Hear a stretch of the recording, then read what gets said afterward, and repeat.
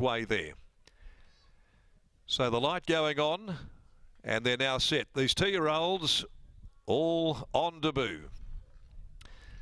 And they're off in their racing. Pure Excess and Forever Elite brushed with each other. They're both going to cut straight across the back of the field in the early stages. Flying Frankie and also Bambino Chino both had early speed, with Miss Rompin also driving up towards those leaders.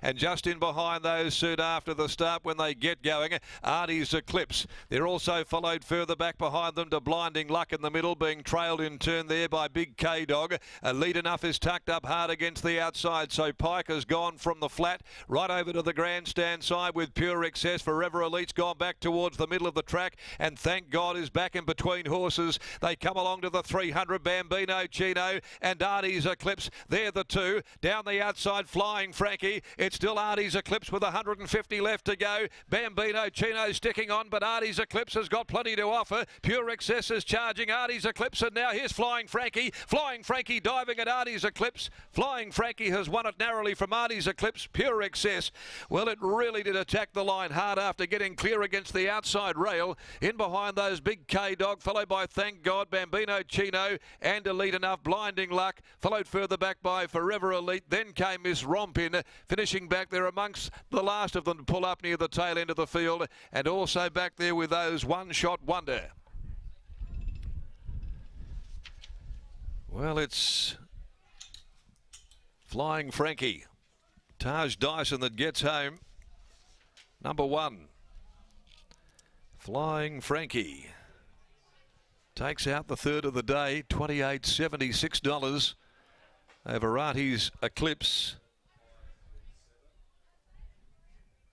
So we've got the Flying Artie Quinella in this 2-year-old 1,000-metre dash, both by the same sire, and Pure Excess, who was charging home once Pike was able to get it off the back to the outside of Flying Frankie.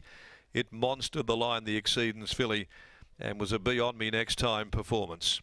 But Flying Frankie was able to drive out, be near the speed and handy all the way for owner H. Russell, trained by Mitch Pateman, ridden by Taj Dyson, getting home at very good odds from Artie's Eclipse. The filly by Flying Artie from Saturia, Dave Caterino and Ava Caterino, and Pure Excess by Exceedance from Pure Purity for Oakland Park. Willie Pike, the rider for trainer Dan Morton. Those numbers are 1, 4 and 11.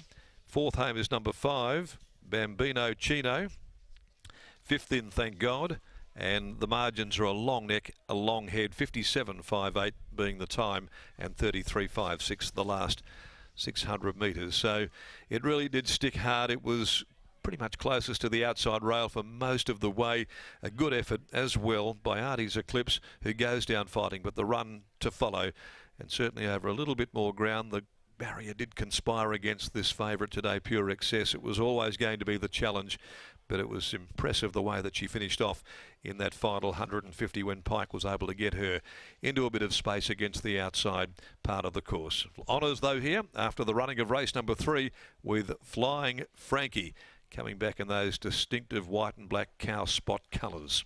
Race number 4 coming up, the MCA Polytrack Handicap. For the first time today we go onto the circle, and 1300 with no changes to come there as we take you back downstairs. And here is Lockie Taylor after this victory of Flying Frankie. Thanks, Darren. Flying Frankie, a winning debut, and trainer Mitch Pateman joins me now. Mitch, congratulations on the win. What could you tell us about this 2-year-old in the lead up to the debut run here today?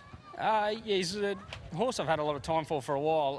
Probably thought he was coming to the end of it, but we wanted to give him a run around the corner to get some experience. When they changed it to the straight, I went, oh, he's drawn 11 of 11. He might as well go round. So, yeah, good result. So talk us through the decision-making process. If it hadn't been down the straight, was he potentially going to the paddock and not going around? Well, he wasn't going around. I'd told Taj he wasn't running. So when they changed it to the straight, I thought, oh, he's probably, drawn to advantage. And yeah, like I said, I do like the horse. He probably didn't trial as good as I expected him to, but yeah, he's done it when it counts. So where to next for a horse like him? Does he go to the paddock now? He won't be far off. If he may have one more, but he more than likely, yeah, he'll be in the paddock after either today or one more. A great result here, well done. Thanks, mate. There's Mitch Pateman after the winner, Flying Frankie, and here's Taj Dyson catching up with Scotty. Taj Dyson joins me now. Taj, considering the price that he's paid, maybe a little bit of a happy surprise. Yeah, I'd say a surprise.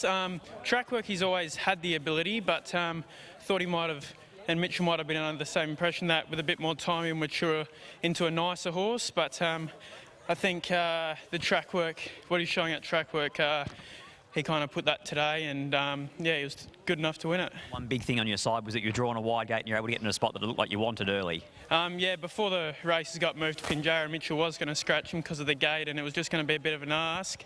So it was a blessing in disguise having the races moved here. Congratulations, mate. Well done. Thank you very much. There's Taj Dyson combining with Mitch Pateman and Flying Frankie, another winner hugging the outside fence down the straight, but he makes it a winning debut and taking out the key clean, mate.